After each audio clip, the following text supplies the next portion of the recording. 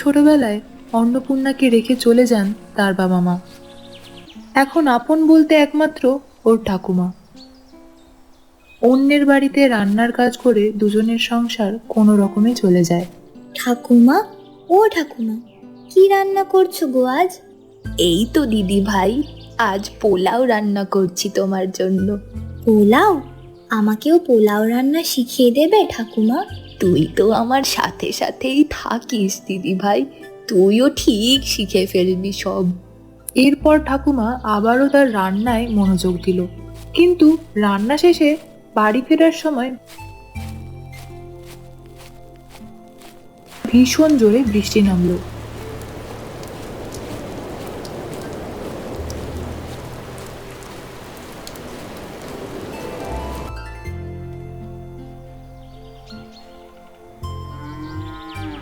সেই বৃষ্টি ভিজে অন্নপূর্ণা 7 দিনের জ্বর বাঁধিয়ে সেরে উঠলেও তার ঠাকুমা সেরে উঠতে পারল না। ঠাকুমা, ও ঠাকুমা, তোমার খুব কষ্ট হচ্ছে বলো? আমার তো তোর জন্য চিন্তা হচ্ছে দিদি ভাই। আমি যদি মরে যাই তাহলে তোকে কে দেখে রাখবে? এসব শুনে অন্নপূর্ণা ভাবল মনে মনে, জমানো টাকা তো প্রায় শেষ হতে চলল, এদিকে ঠাকুমাও অসুস্থ, আমাকেই কিছু একটা করতে হবে। পরের দিন সকালে অন্নপূর্ণা চলল কাজের খোঁজে।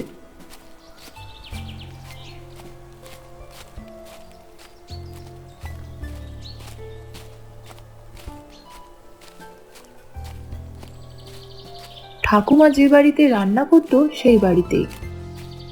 জেঠিমা, তোমাদের বাড়িতে রান্নার কাজে আমাকে রাখবে? কিন্তু তুই কি পারবি রান্না করতে?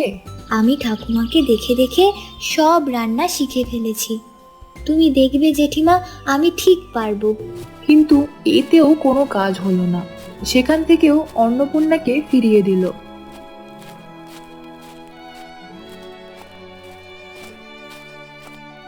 কোনো উপায় না পেয়ে ও বাড়ি ফিরে এলো।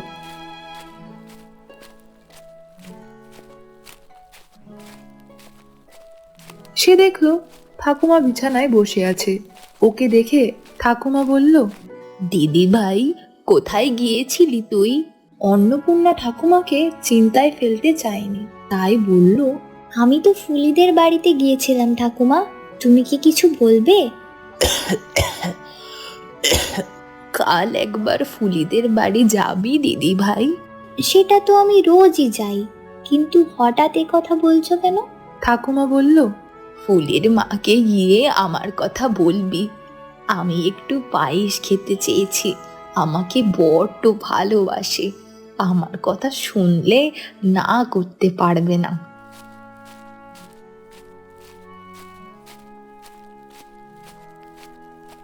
সেদিন অন্নপূর্ণা আর কিছু বলল না। পরের দিন সে নিজে নিজেই পায়েস রান্না করে ফেললো। ঠাকুমাকে দেখে দেখে ও অনেক রান্না শিখে ফেলেছে। পায়েসটা নিয়ে গিয়ে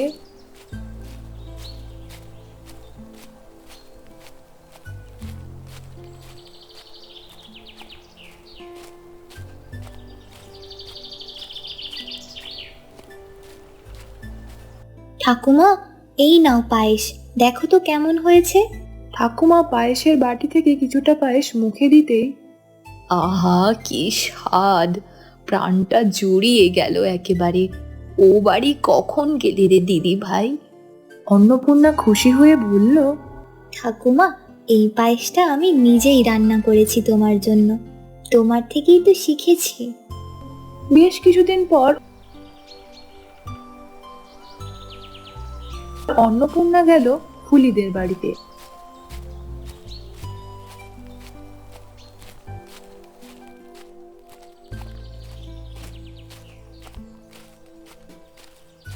গিয়ে দেখলো রান্না করতে গিয়ে ফুলির মা হাত কেটে ফেলায় রান্না করতে পারেনি।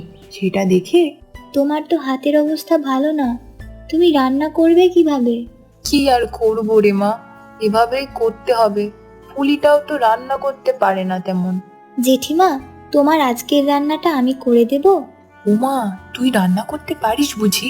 হ্যাঁ গো জেঠিমা, ঠাকুমার রান্না দেখে আমি সব শিখে নিয়েছি। ফুলির মা হাতের কাটা জায়গার ব্যথায় আর কথা বাড়ালো না।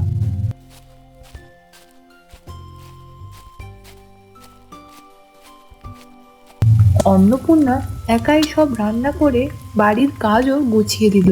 দুপুরবেলা অন্নপূর্ণা সব খাবার সাজিয়ে বুড়ির মাকে ডাকলো খেতে আসার জন্য। ও জেঠিমা, খেয়ে দেখো তো রান্নাটা পছন্দ হয়েছে কিনা তোমার। জেঠিমা খাবারটা মুখে দিতেই বলল, বাহ, তোর হাতের রান্না তো খুব ভালো অন্নপূর্ণা। অবশ্য হবে নাই বা কেন, যার ঠাকুমা এত ভালো রান্না করে তার নাতনি হয়ে তুই তো ভালো রাঁধবি। এটা শুনে অন্নপূর্ণা খুব খুশি হলো। এরপর আবার পুলির মা বলল, শুনেছি শহরে নাকি মানুষ হোটেলে খায়, তুই দেখ না যদি সেখানে কোনো কাজ টাজ পাস, তোদের সংসারের হাল ফিরবে তাহলে। পুলির মায়ের কথাটা বেশ ভালো লাগলো অন্নপূর্ণার।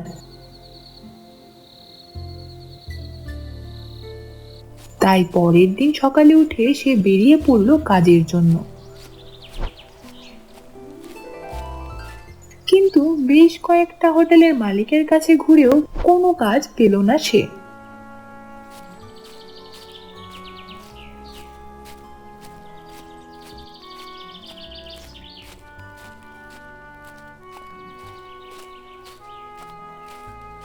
তাই মন খারাপ করে গাছতলায় বসে পড়লো অন্নপূর্ণা। হঠাৎ তার মাথায় একটা বুদ্ধি এলো। পরের দিন সকালে আবার সেই গাছতলায় এলো অন্নপূর্ণা। তবে সাথে করে বেশ কয়েকটা জিনিস আনলো। এই যেমন রান্নার জন্য হাঁড়ি, কড়াই, খাওয়ার জন্য প্লেট, গ্লাস, রান্নার জন্য মশলা, তরি তরকারি আর সাথে একটা উনুন। এরপর উনুনে আগুন জ্বালিয়ে রান্না চাপালো। আর তার রান্নার গন্ধে ওই রাস্তা দিয়ে চলাচল করার লোকেদের মধ্যে থেকে বেশ কয়েকজন ভিড় জমালো তার কাছে। রান্না শেষ হতেই বেশ কয়েকজন এলো খেতে। খাবার খেতে আসা লোকেদের সে মাটিতে বসতে দিল, তারপর নানা রকম সুস্বাদু খাবার পরিবেশন করলো। খাবার মুখে দিতেই একজন বলল, বাহ, কি স্বাদ! মনটা পুরো জুড়িয়ে গেল এমন রান্না খেয়ে। ঠিকই বলছেন দাদা, কতদিন পর এমন স্বাদের খাবার খাচ্ছি বলুন তো। আর বললেন না দাদা, পাশের হোটেলে নুনিয়ে পুরা স্বাধীন খাওয়া খেয়ে মুখটা পচে গিয়েছে। তোমার হাতে দেখছি জাদু আছে গো মা, তোমার খাবার খেয়ে মনটা জুড়িয়ে গেল। সকলের প্রশংসায় অন্নপূর্ণা খুব খুশি হলো। তাদের মধ্যে থেকে প্রথমজন বলল, তা মা, তোমার বাড়ি কোথায় গো? তুমি একা একা এত সব রান্না করলে, তোমার সাথে বড় কেউ আসেনি? তুমি একা এইগুলো কিভাবে করছো? অন্নপূর্ণা বলল, আমার বাড়ি পাশের গ্রামে, আমার ঠাকুমা ছাড়া আর কেউ নেই, আর সেও খুব অসুস্থ। এরপর লোকগুলো তাদের খাবারের টাকা মিটিয়ে দিয়ে চলে গেল।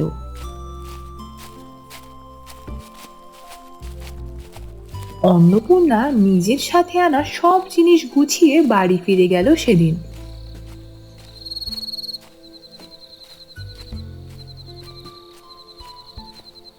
বাড়িতে গিয়ে সারাদিনের সব কিছু ঠাকুমাকে বলল অন্নপূর্ণা।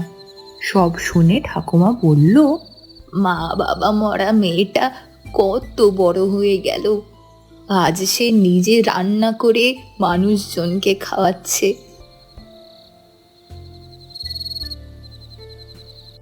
এইভাবে চললো বেশ কিছুদিন।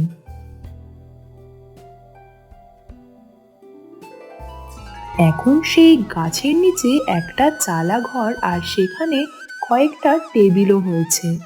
বেশ ভালোই চলছিল অন্নপূর্ণার হোটেল। কিন্তু একদিন পাশের হোটেলের মালিক হরিশ এসে বলল, সামনের হোটেলটা দেখছি বেশ ভালোই চলছে। দুদিনের মেয়েটা তো দেখছি আমার ব্যবসা লাটে তুলে দেবে একবারে। ওর হোটেলে এত লোক আসছে, আমার হোটেলে আমি একা বসে বসে মাছই দাঁড়াচ্ছি। কিছু একটা করতেই হবে দেখছি মেয়েটা, নয়তো আমার ব্যবসা চাঙ্গে উঠে যাবে।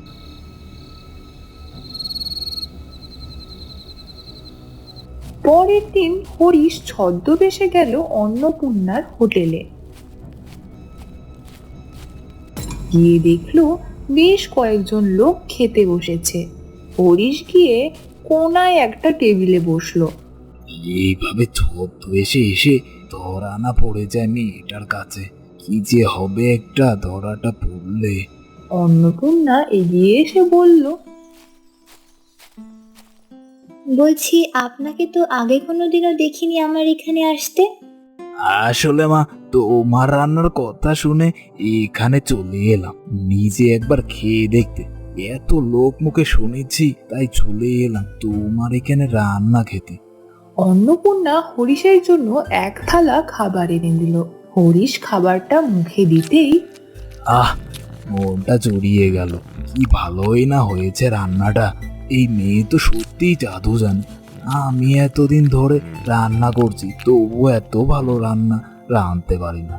তাহলে এই রান্নার গুণেই এত মানুষ আসে এখানে। তাহলে তো এই রান্নাগুলোই নষ্ট করতে হবে আমাকে।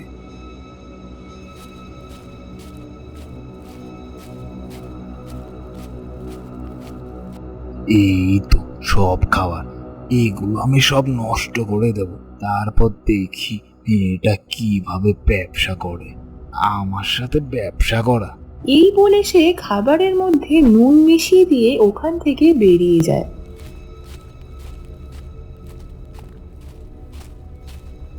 আর দূর থেকে লক্ষ্য রাখে কখন লোকগুলো বেরোবে আর অন্নপূর্ণার হোটেলে তালা পড়বে। কিন্তু হরিশের সেই আশা পূরণ হলো না। সে দেখলো প্রতিদিনের মতোই লোকগুলো হাসি মুখে বের হচ্ছে। এরপর সে মনে মনে ভাবলো, একে এমন নুনে পোড়া খাবার খেয়েও লোকগুলো কিছু বলছে না, ব্যাপারটা তো দেখতে হচ্ছে।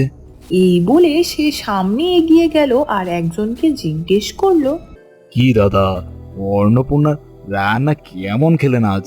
কেমন আর হবে দাদা, রোজ যেমন সুস্বাদু রান্না খাই, আজও ঠিক তেমনই। আপনিও গিয়ে খেয়ে দেখুন, স্বাদ বলতে পারবেন না। হরিশ কিছু না বলে মুখ কালো করে সেখান থেকে ফিরতে যাবে, তখন দেখলো তার পেছনে অন্নপূর্ণা দাঁড়িয়ে। সে বলল, আমি কিন্তু আপনাকে প্রথমবার দেখেই চিনতে পেরেছিলাম, কিন্তু আপনি যে এমন কোনো কাজ করবেন এটা আমি ভাবতে পারিনি। হরিশ কিছুটা ঘাবড়ে গিয়ে বলল, আমি তো কিছুই করিনি। তুমি আমাকে এসব কেন বলছো? আপনি যখনই আমার রান্না করা খাবারগুলোতে নুন মেশালেন আমি তখনই সবটা দেখেছি, আর তাই জন্য সেই খাবারগুলো সরিয়ে ফেলে নতুন করে খাবার বানিয়েছিলাম। আর সবাইকে বলেছি যে আজ সব খাবার শেষ হয়ে গেছে, তাই একটু দেরি হবে খাবার দিতে। এদিকে হরিশ তো রেগে আগুন। এতটুকু একটা মেয়ে আমার চালাকি বুঝে গেল। তারা দেখছি ব্যাপারটা। তাই তিনি ওখান থেকে হন হন করে বেরিয়ে গেল। অন্নপূর্ণাও ফিরে গেল তার রান্নার কাজে। কিন্তু বেশ কিছুদিন কেটে যাওয়ার পর একদিন হঠাৎ হরিশের রান্নাঘর থেকে আগুন লেগে গেল পুরো হোটেলে। হোটেলটা আগুনে ছারখার হয়ে গেল।